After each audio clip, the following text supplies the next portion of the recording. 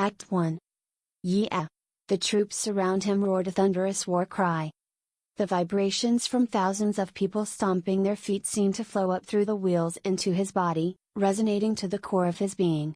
It felt as if the land itself were shaking. From the carriage of a chariot, Yuuto continued to observe the battlefield. Large quantities of corpses were tragically scattered about the dust-storm-ridden wastelands. The majority of them were the corpses of enemies, but the number of felled allies was not insignificant. Their now masterless weapons, bathed in the rays of the sun, shimmered a golden color. Between that sight and the scent of blood wafting across the battlefield on a dry wind, Yuuto could not suppress an overwhelming feeling of nausea.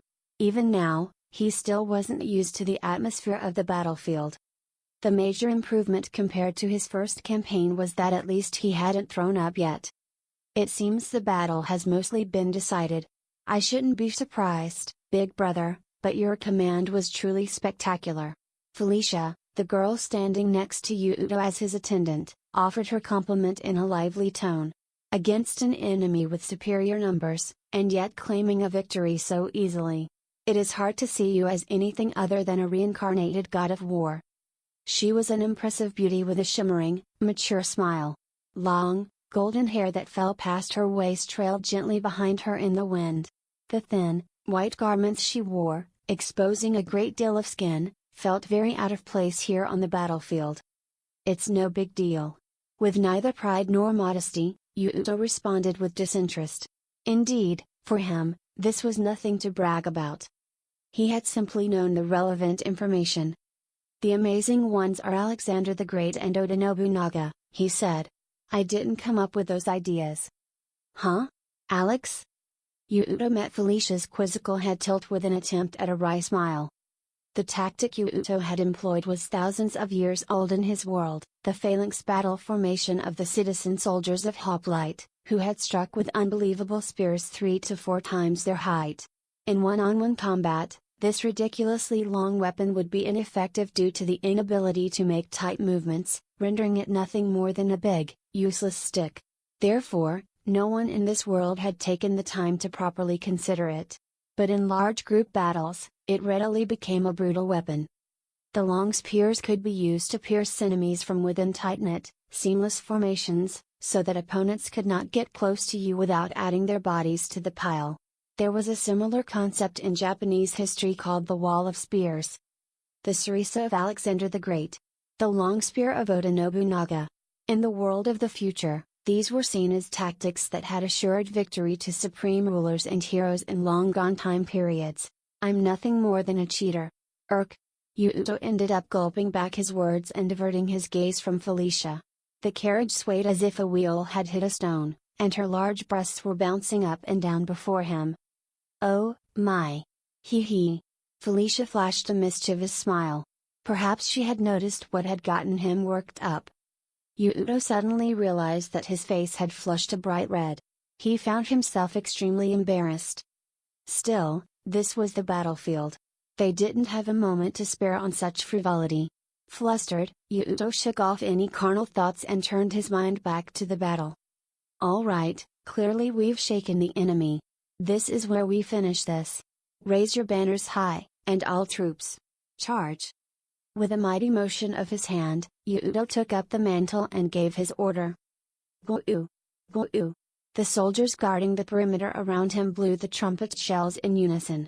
At the same time, a near-piercing battle cry swelled around him. Yuuto screwed up his face at the loud burst of noise, and then, suddenly, his eyes found their way to a corpse on the ground. It was a face he recognized. It wasn't someone he could say he'd been close with, but he could remember talking with that soldier a few times. His death had been the result of Yuuto's orders, and nothing else. Something bitter spread through Yuuto's heart, and he felt a heaviness, as if his back were being weighed down. Why am I even doing any of this? He wasn't saying it to anyone in particular, just muttering to himself. About 2 years had passed since he had come here, to the world of Yggdrasil. The people here fought endlessly over limited land and resources. Sword or spear in hand, they mercilessly stole each other's lives as horse-drawn chariots raced across the bloody battlefield. The strong seized everything while the weak were trampled and oppressed. Though he had been tossed all alone into this uncivilized world where he didn't even speak the language, he had overcome the ups and downs and, through a bunch of strange circumstances, he descended the ranks to spearhead this clan, the Wolf Clan, as its patriarch. He was in a position to command another man's destiny with just one word. "Big brother, you know, you have a bad habit of taking everything upon yourself?" Suddenly, someone embraced him tightly from behind. It was Felicia. That warmth brought Yuuto indescribable comfort and reassurance. She could be shameless and cheeky at times, but Felicia was a girl who was sensitive to the subtleties of the human heart. Naturally, she had quickly picked up on his concerns. Like a whisper, a lovely melody tickled his earlobe. Mysteriously, upon just hearing that melody alone, it felt as if the anxiety that had eclipsed Yuuto's heart was fading. It was a galdr. A secret art that combined magic with music and, depending on the incantation, could have any one of a variety of effects on the listener. "This is all I can do for you," Felicia said. "This is more than enough. Thank you." Expressing his heartfelt gratitude, Yuuto gently freed himself from her arms. The beating of her heart, her warmth, and her softness against him all combined with the effects of the galdr to calm him, with the exception of the one part they could not subdue. Specifically, his lower half. "Oh, big brother, you're so cruel," she giggled. "The battle isn't over. Don't let your guard." Whoosh! Suddenly, an arrow flew right at Yuuto. It stopped within 10 centimeters of his forehead. Indeed, it would not do to let her guard down. When Felicia opened her hand, the arrow she had yanked from the air toppled to the floor of the carriage. She had grabbed the arrow that had come flying at Yuuto at high speed and protected him, before he could even try to dodge it. She had tremendous dynamic vision and reflexes. Whoosh, whoosh, whoosh. Without a moment's pause, numerous arrows continued to rain down directly toward Yuuto. "Oh, my!" Felicia swiftly took up the rope wrapped around her waist and, with a snap of her wrist, put it to use. She swirled the rope through the air like a rhythmic gymnastics ribbon, knocking the arrows to the ground one after the other as they came.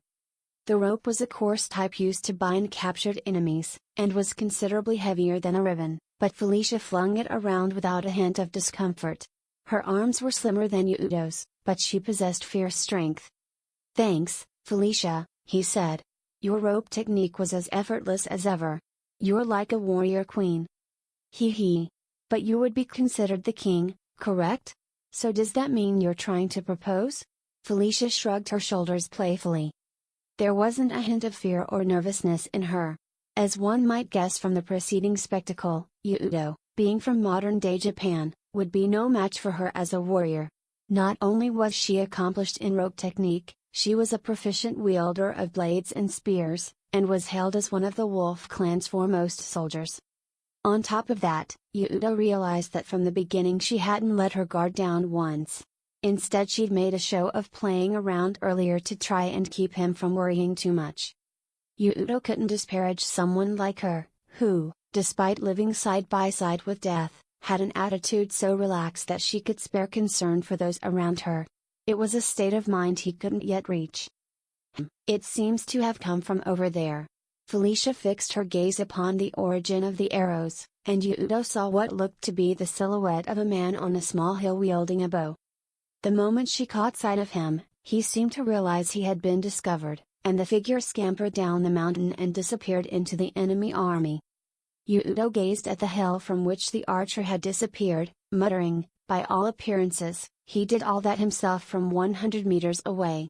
Even Nasuno Yoichi would be astonished. The only one who could pull off a feat like that, even in a clan as large as the Horn clan, is Haou, wielder of the Josulfur. I can think of no one else. He is as masterful as the rumors said." Felicia spoke with wary respect. "But it was pretty much you alone that defended against those arrows, Felicia. Geez, it figures that you Einherjar are superhuman." Yuuto gave a dry smile. One major difference between the world Yuuto had come from and this world was the existence of Einherjar, the name given to humans chosen by the gods. These people had mysterious designs called runes located somewhere on their bodies, and those runes would grant their holder various kinds of divine protection. So if that person carried the rune of the Light Elves, Ljozulfur, they might be granted talent with a bow and the ability to read the winds. People bearing such extraordinary powers were so scarce that they were said to be 1 in 10,000, so no matter the clan, they were appointed to important posts. Felicia, who served as Yuuto's adjutant, was an Einherjar who possessed the rune of Skirner, the expressionless servant. Being young and female and yet among the clan's foremost warriors was due to that mysterious power. Run is safe, isn't she? Yuuto asked. A look of distress crept onto his face as he thought about another Einherjar of the Wolf clan, and he shifted his gaze back to the front lines. Due to his command to charge, the battle there had become even more violent. Indeed, the aforementioned Einherjar should have been fighting there. The side with the clear advantage was the Wolf clan, which Yuuto was in charge of. They were gradually scattering the enemy forces and pushing back the front lines. Still, the battlefield was an unpredictable place. Even if they won, that didn't mean no one would die. Just like that soldier whose name he didn't know. Tee-hee. There is no need to worry, Felicia said. She is our Managarmer, you know? She should be. Sigrun of the Wolf clan has seized the sovereign of the Horn clan. Felicia's voice was drowned out by a victorious cry from the front lines. The nearby soldiers all beamed with pride, pumping their fists in the air and joining the front lines in cries of victory. From a distance, Yuuto caught sight of the soldiers of the Horn clan fleeing in throngs. There even appeared to be those who had cast aside their weapons and surrendered. Felicia let out a giggle and gave Yuuto a wink. Just as I expected. It seems Run has come through for us. Make way. Father. Father. A dignified voice unbefitting the battlefield rang out like a bell, and a mounted soldier rushed toward Yuuto, her long silver hair flicking around behind her like a tail, breaking soldiers out of their battle formations as she went. Other, equally ill-fitting voices rang out throughout the battlefield, sounding as if they were intoxicated. Oh, it's elder sister Sigrun. Lovely as ever. It wasn't like Yuuto himself didn't understand their feelings of admiration. Even from far away, she was a good-looking girl. Her arms and legs were long and slender, and her long silver hair trailed behind her as she spurred her horse, making her appear like a fantastical character from an ancient myth. The cries of admiration continued. Elder sister, yet another grand achievement for you. That's our Managarmer. The likes of the Horn clan could never stand against you. You're in my way. Move, Sigrun spat curtly, her cold gaze holding no emotion for the soldiers showering her with flattery and praise. The soldiers huddled together with an eek at her sharp glare. Those icy good looks had only increased in intensity these past 2 years, and even now, she was cloaked in a sharp, blade-like air that gave the impression that touching her would see one sliced to pieces. Though her build was so dainty that she might look barely capable of holding a sword, she had earned the title of Managarmer or the strongest silver wolf by being the most elite of the elite, with no one able to even come close to her abilities. On a closer look, one could see that the soldier's eyes showed a mix of awe and fear. Ah! The second she caught sight of Yuuto, her expression completely softened. She slowed her horse to a trot and approached Yuuto's chariot, where she gently descended from the horse's back. Father, you're safe. No injuries, I trust? I wasn't even on the front lines, so there's no way I'd get injured, Yuuto assured her. Run, I should actually be asking you, are you hurt? Worry not. Thanks to the divine protection of Angerboda, I am completely safe. There isn't even a scratch on me. That's the most important thing. Also, I'm proud of you for capturing the leader of the Horn clan. Good work. I am unworthy of such praise, Father. I am humbly overjoyed. Though her speech was formal, a broad and joyful smile spread across Sigrun's face. As soon as she realized that, Sigrun stiffened her expression, but she was so happy at being praised by Yuuto that the corners of her mouth couldn't help but betray a smile. PFF, Run, you are indeed a faithful dog, Felicia giggled. PFF. Before he had a chance to stop himself, Yuuto also sputtered a laugh at Felicia's words. It was a cruel thought, but Yuuto couldn't look at Sigrun right now without the word sit coming to mind. Father? Have I said something strange? Sigrun tilted her head. That habit was reminiscent of a dog, too. Once he became aware of it, Yuuto realized he couldn't see her any other way, and it bothered him. No, it's nothing. Don't worry about it. Though saying that while covering his mouth and averting his gaze wasn't very convincing. But of course, he couldn't say what he was thinking, either. Knowing that if this conversation went any further he might out himself, Yuuto decided to bring them back on topic. What's more important is your reward. What would you like? Your accomplishment was so great, I'll give you anything you like. Really? Anything? Anything that I can give you. Alright. Then, will you pat my head? Sigrun gazed up at Yuuto, her twinkling eyes overflowing with hope, when in reality, what she had asked for was so trivial. That aloof, unapproachable air that had surrounded her earlier was nowhere to be found. Now Yuuto really couldn't help but see her as a dog who had spotted its master and was waiting for a treat. Well, just asking for something so small is a bit. Yuuto wore a troubled expression, scratching his cheek. Meting out punishments and rewards was the sovereign's most important job. Allowing the one who had captured an enemy general to accept such a meager reward was clearly a problem. If rumor got out that her glorious achievement was repaid with a pat on the head, it was a safe bet that no one would want to serve under Yuuto. That reward would mean more to me than any other. Sigrun protested firmly. It didn't seem like she was pretending to be altruistic or showing consideration for the Wolf clan's financial state. It seemed that this was, from the bottom of her heart, her most sincere wish. Smiling wryly in resignation, Yuuto gently placed his hand on Sigrun's head. You really did well. Was I able to be useful to you, father? Yes, more than any other. So I cannot let you get away with requesting only this. Hey, Felicia, you choose something for her at your own discretion later. Pfff. Ha ha ha. I can see it. Felicia burst out laughing. I can see that tail wagging back and forth. He looked over and saw that the golden-haired beauty, completely unconcerned with who might be watching, was doubled over and clutching her stomach. Her shoulders were quaking and she was even scraping her nails along the inner wall of the carriage. No matter how you looked at it, she was laughing too much, making a huge scene. Yuuto lamented that, if only Felicia didn't have moments like these, she would be a perfect combination of beauty and competence. But now she would be of no use until her laughing fits subsided. What on earth is Felicia? Sigrun began. Leave her be. In life, there are some things that are best left a mystery. Ah. I see. If you say so, father, then it must be meaningful. No, really, it's not that big of a deal. Yuuto dejectedly dropped his shoulders. Felicia had her own quirks to be sure, but Sigrun's blind acceptance of Yuuto and anything he said also worried him. If one were to describe Sigrun in simplest terms, it would probably be as a dedicated warrior. Though she had natural talent and had been given the title of Managarmr at such a young age, she seemed ignorant of worldly affairs, her life having been focused exclusively on the martial arts. That was likely why she would only open her heart to those who showed strength and those whom she respected.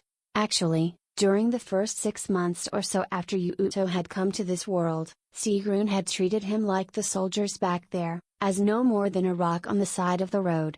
In spite of the astounding way they had first met, back then she hadn't even bothered to remember his name. With her knee on the ground, that same girl now showed that she acknowledged Yuuto as her master and was eager to serve him. It's rather ironic, Yuuto muttered in self-deprecation. In the 2 years, just 2 years, since Yuuto had arrived, so many things had changed in rapid succession. The world around him, and Yuuto himself. He had been fair-skinned when he'd arrived, but his skin had since been tinged by the sun, his slender build hadn't changed, but his muscles had been toned considerably. He had grown quite a bit taller. And, he had also learned a great deal of the skills necessary in order to get by in this world. Yuuto had survived numerous bloody battles. He was no longer some child wandering lost and afraid through this world. Including the branches of the clan, he now held the lives and futures of tens of thousands of members of the Wolf clan in his hands, as their sovereign patriarch. "Oh, this is no time to be getting caught up in sentimentality," he said. "Run, what of the imprisoned sovereign of the Horn clan?" Sigrun, who had shown her more puppy-like side while being petted by Yuuto, instantly snapped back into her more dignified demeanor. Though Yuuto had fewer chances to see it for himself these days, this image was the one that came to mind for most members of the Wolf clan when you mentioned Sigrun. "Sir. As I wanted to confirm your safety first, Father, I left her in the custody of some nearby soldiers. They should be on their way by chariot as we speak." "I see. Well then, I wonder what we should do with her." For no particular reason, Yuuto looked to the sky. The setting sun had begun to dye the western sky crimson. The cries of the crows lured in by all the blood had become loud and grating. On his mind at that moment was, naturally, what he should do with the enemy sovereign. He glanced over at Felicia, who had finally managed to suppress her laughter. "Will she seriously accept my chalice?" he asked. "It is difficult to say," she told him. "I have heard that Lady Linnea, the sovereign of the Horn clan, is exceedingly proud. She may likely prefer an honorable death to a life stained with disgrace. In which case, having her die on us would be problematic." Yuuto heaved a sigh of frustration. In the world of Yggdrasil, the sovereign served as parent to all members of their clan, and the clan members served in the roles of either children or younger siblings, organizing the clan in something of a pseudo-family structure. Through the ritual of the Chalice of Allegiance, a sovereign and their children and siblings would establish a firm bond similar to a ceremony traditionally held at Shinto weddings and Yakuza initiations. The sovereign would provide for his children and younger siblings with care and affection, and in return, they would show their sovereign the deference and respect due to a parent or an elder sibling. These pseudo-familial relationships born of the chalice were given more importance than actual familial relationships. In other words, if their sovereign were killed, the members of the Horn clan would likely never forgive the Wolf clan, would lose themselves in hatred, and would seek vengeance for their slain parent. The enemy's second in command was not supposed to participate in this battle, correct? Yuuto asked Felicia. Correct. Apparently, due to an order to stay behind to guard their clan's capital.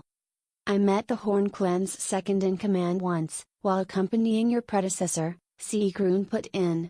"I can confirm the second in command was not participating in this battle."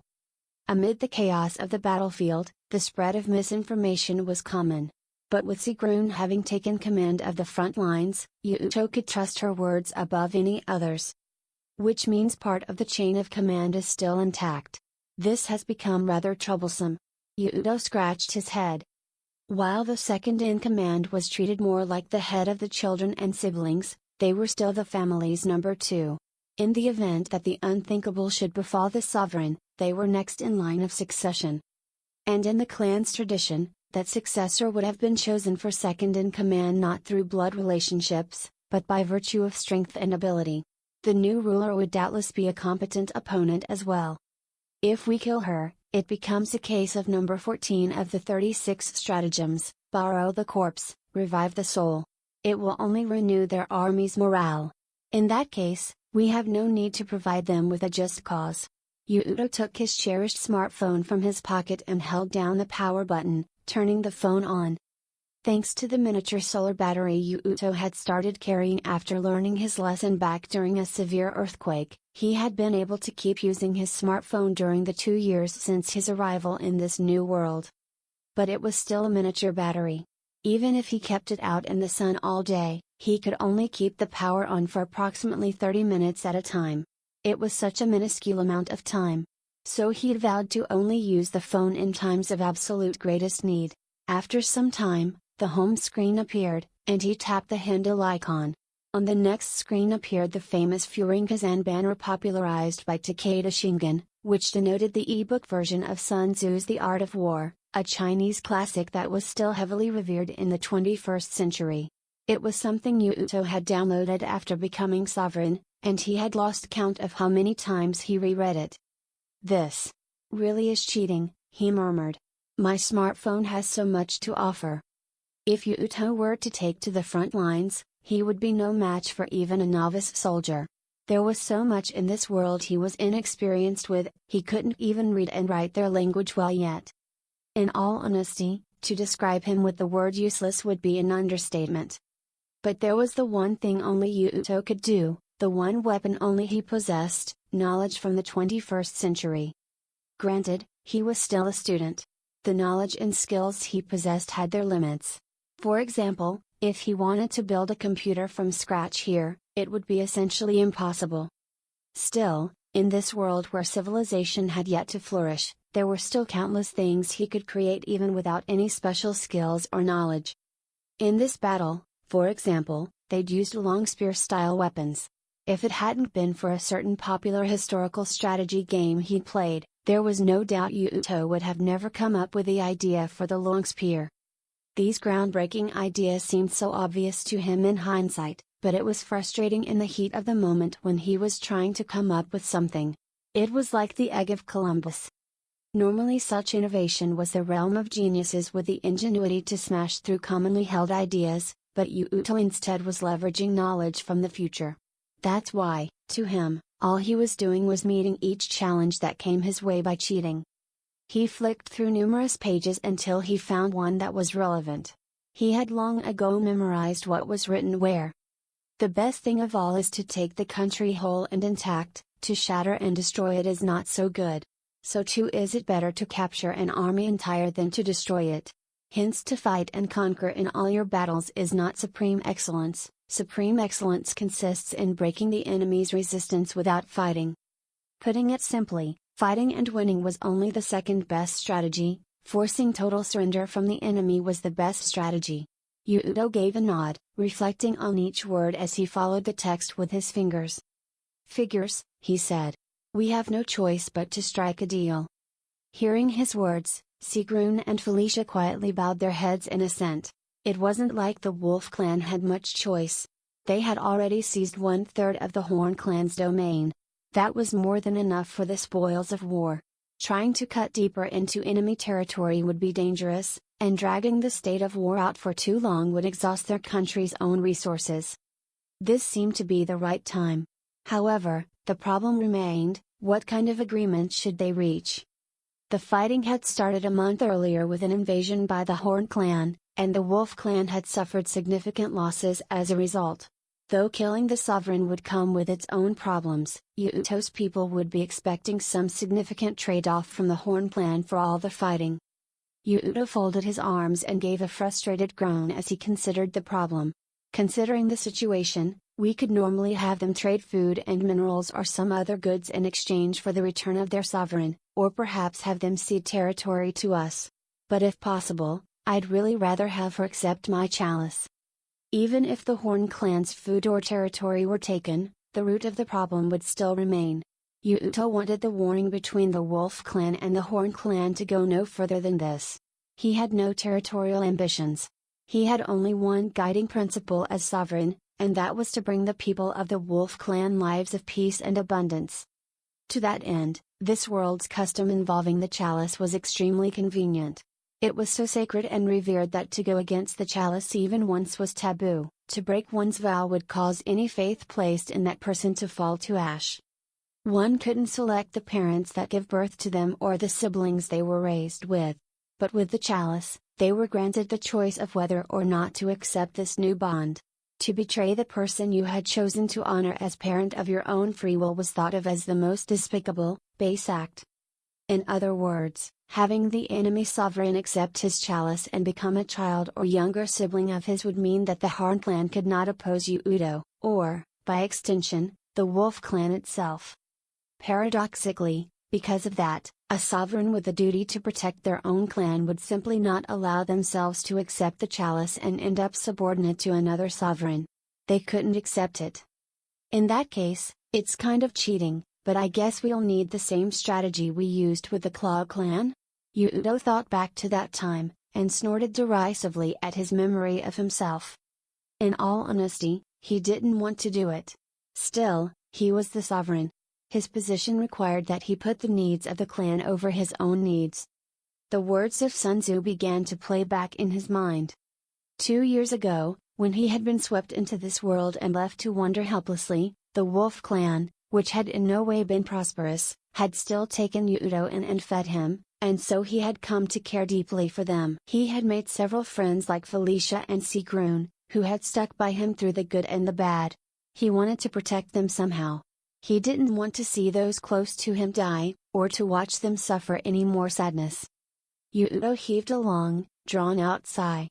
As long as it meant that the loss of human life would be diminished, enduring something personally unpleasant was a price he'd be more than willing to pay. "All right, set up the tent. Prepare for our meeting." "Hey, don't push." A young girl was being led into the tent. "I can walk on my own." "Huh?" A vapid exclamation of shock slipped from Yuuto's lips. Rubbing his temples with his index fingers, Yuuto gave Felicia, who was seated at his side, a perplexed look. "This kid is the sovereign patriarch?" To be sure, the clothes she wore were far more elegant than those of a typical soldier, and a golden circlet glistened on her forehead. There seemed to be no doubt that she possessed social standing. Even though he knew that, he couldn't help his surprise at her age. Seated at his side, Felicia gave a solemn nod. "Yes, this is Lady Linnea, the sovereign patriarch of the Horn clan. But she's still just a kid." "You look about the same age as me, boy," the Horn clan sovereign shouted, displeased with Yuuto's brash words. Returning his gaze to her, he saw she was glaring at him, her eyes filled with rage.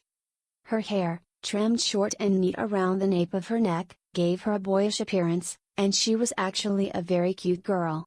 She was probably about 1 or 2 years younger than Yuuto. Seeing her little body bound up in all those layers of rope made him feel a bit sorry for her. Yuuto had heard that the current sovereign of the Horn clan was female. Though just a girl, she had risen above and taken control of the wild and rowdy warriors in her clan to become their sovereign, a feared and valiant woman known as Hildisvini, the Crimson Lady Tiger. But the girl who was before him, growling and making threats, gave him less of an impression of a lady tiger than of a wild cat. "Well, I guess in this place, that isn't so strange after all," he said.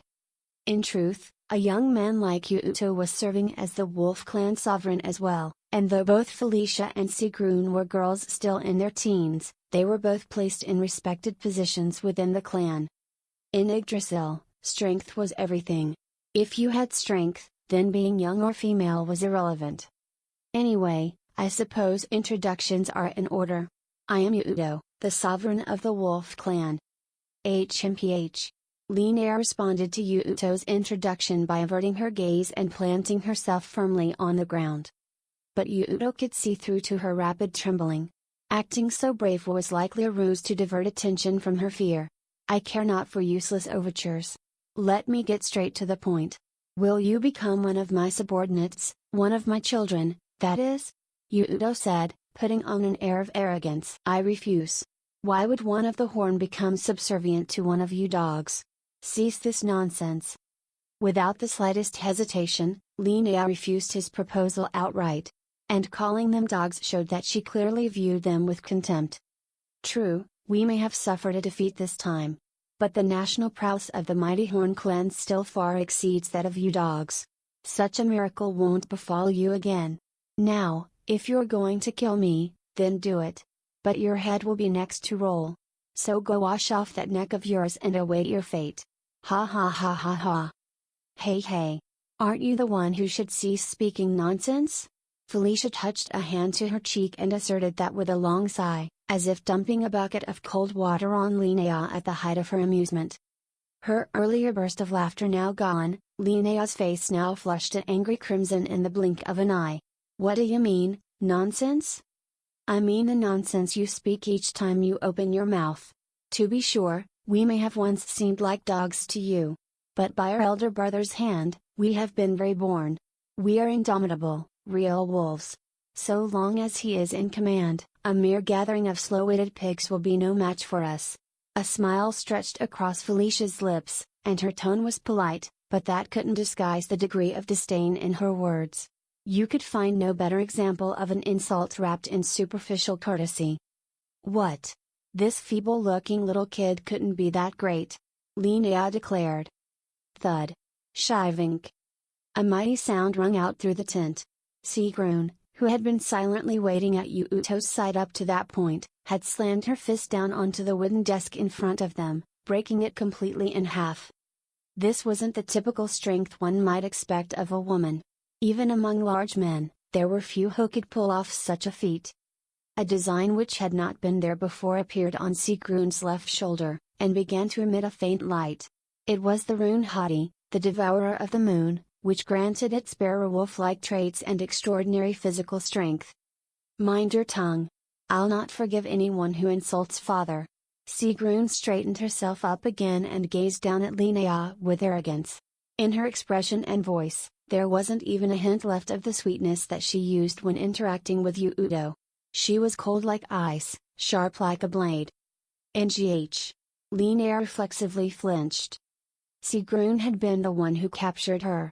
Even though Linnea had surely been under the protection of several sturdy soldiers, having the fight brought so physically close to her during the last battle had no doubt etched a real fear of Sigrun into the very marrow of her bones. That terrifying strength had just been put on display once more. There was no doubt that Linnea was terrified. The air still tense, Sigrun gave an audible snort. Just like father, you became a sovereign at a young age, but no matter how you look at it, you don't even hold a candle to his greatness. Now, run, Felicia told her. That comparison itself is an insult to Big Brother. HMPH, Sigrun said. I hate it when I actually agree with Felicia, but for once, she and I see eye to eye. NGH. NNNGH. Linnea seemed unable to find any words.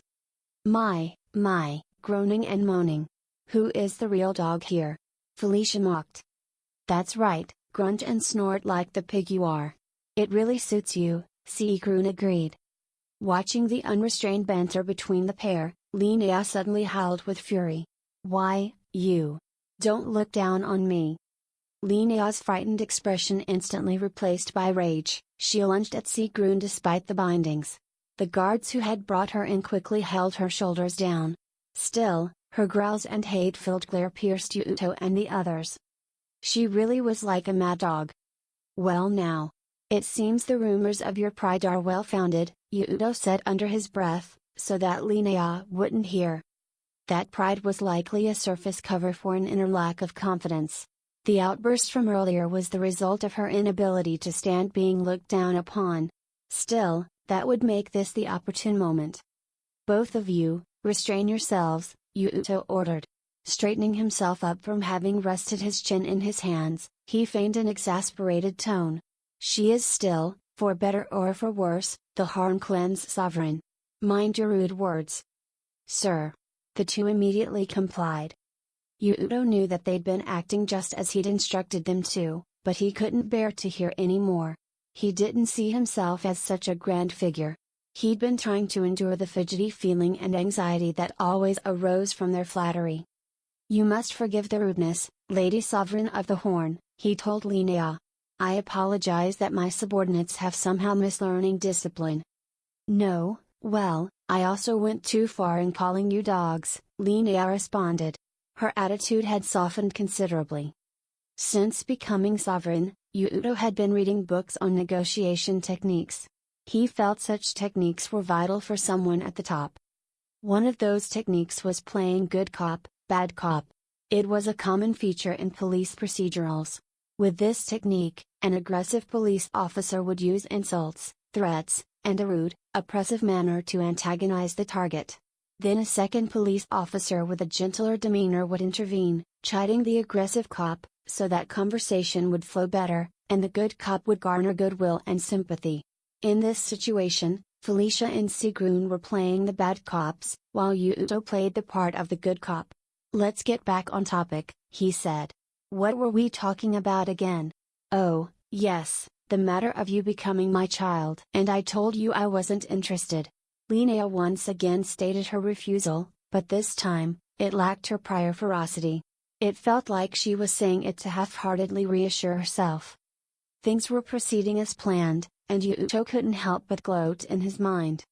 His conscience was scolding him for swindling, deceiving, and threatening a girl of such a tender age, but if they couldn't bring these negotiations to a proper conclusion, the fighting would continue and both sides would see even more bloodshed. Yuuto had no choice but to use these means in order to avoid that outcome. The foundation had been laid. Having waited until the time was right, Yuuto could now make his real demands. "Well, how about becoming a little sister of mine?" he asked. The sovereign patriarch of the Horn clan, Linnea, was as flummoxed as a person could be. No matter how many times she thought it over, she couldn't come up with a satisfactory explanation for how they had reached these circumstances. 3 or 4 generations ago, the Wolf clan had been flourishing, but now they were in ruins. They'd become a puny clan whose national power was vastly inferior to that of the Horn clan. And up until recently, they had been warring with their neighboring country, the Claw clan. It wasn't hard to imagine that they'd continued to fall deeper into disarray. Furthermore, when the new Wolf clan sovereign came to power a year ago, she'd heard he was a mere 16-year-old boy of unknown origin. He should have been easy to deal with. Should have been. After gathering nearly double the soldiers as their enemies and expecting a flawless battle, and instead suffering a cruel and crippling defeat, the proud commander had now resigned herself to her fate as a prisoner of the enemy. The reality she was forced to face now was stark. The enemy she had scorned as mere dogs now clearly saw her people, the Horn clan, as completely beneath them. Of course, this behavior was partly just a boast, the Wolf clan exaggerating their strength to a defeated foe in order to move negotiations in their favor. Being the victor had its perks, after all. Still, that was only half of it.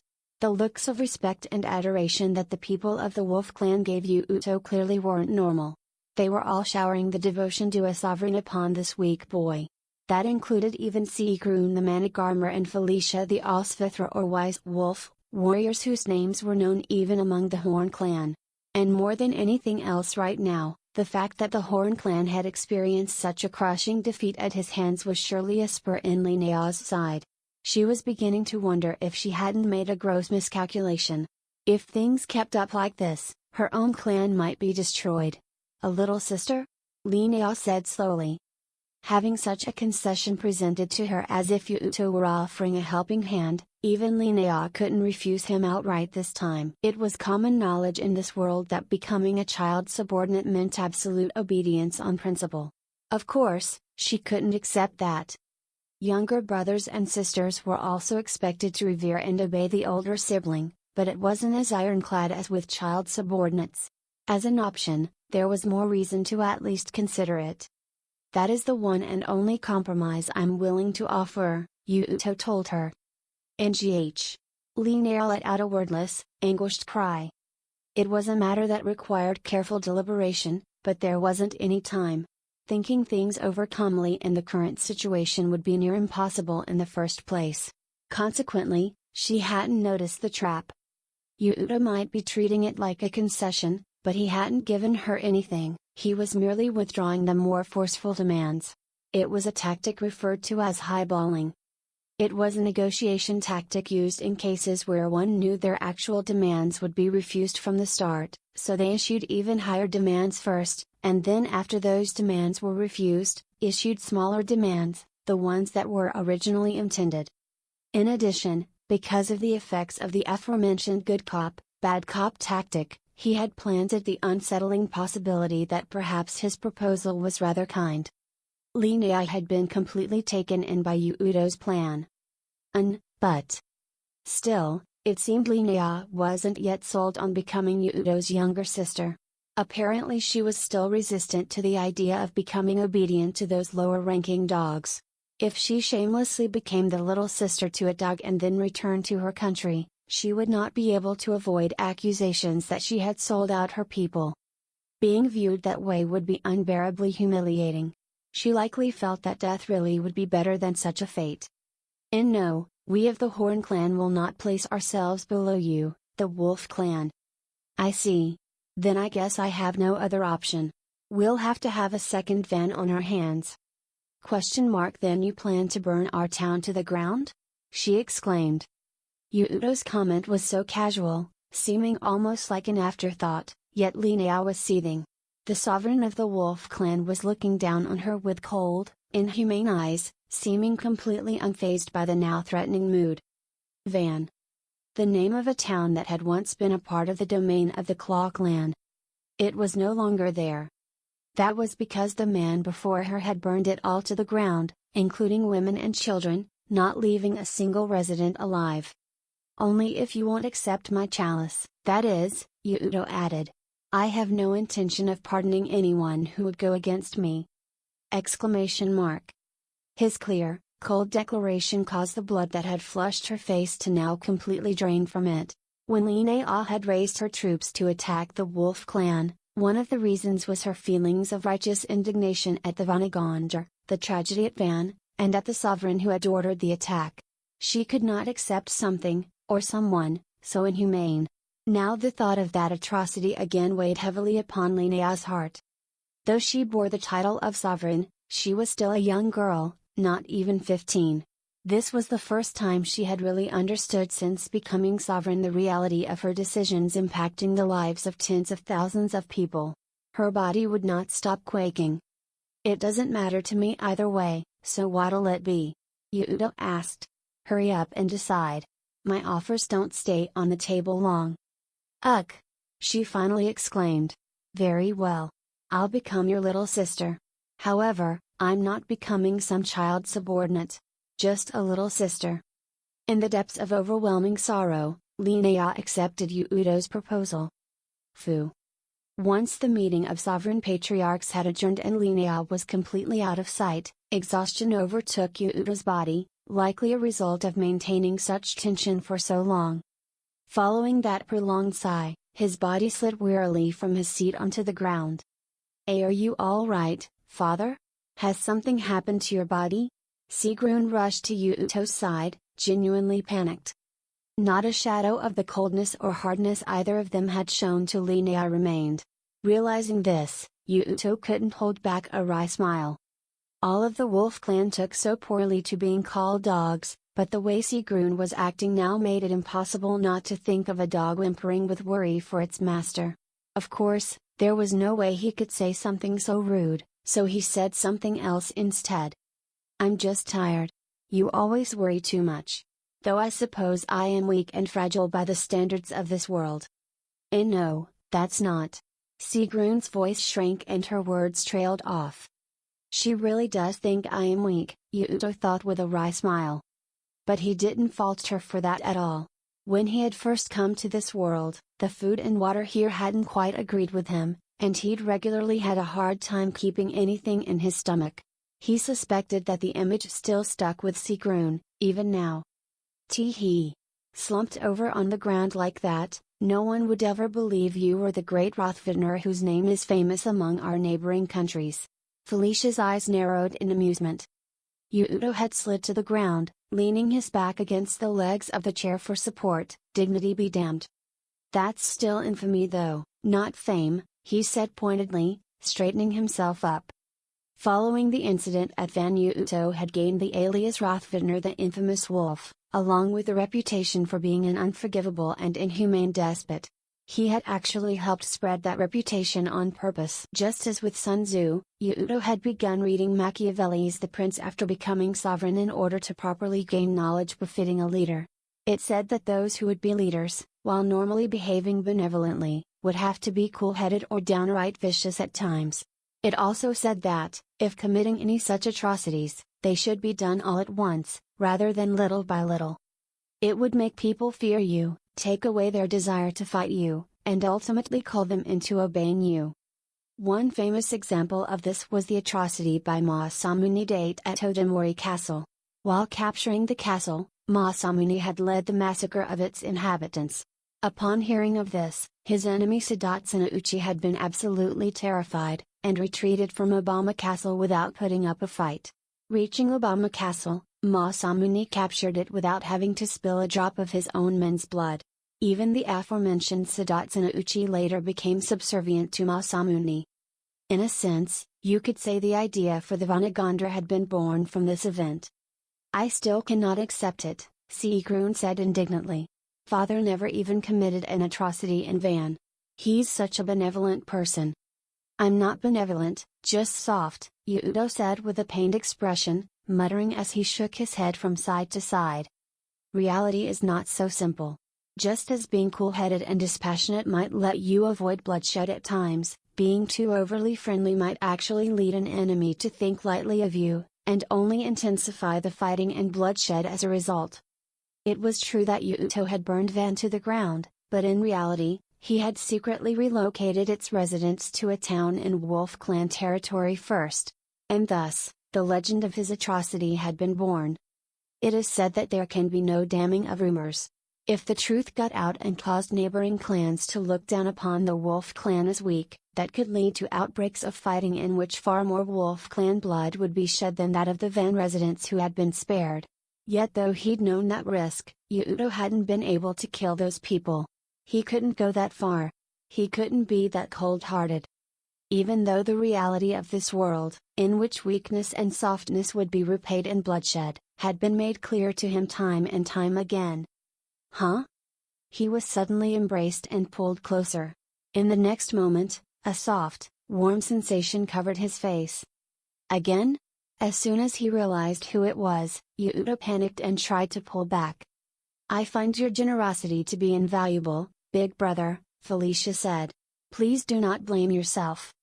Felicia's soft, gentle voice somehow robbed him of the strength to resist. He could feel her heartbeat. It felt as if the self-loathing that had bruised his own heart was being healed.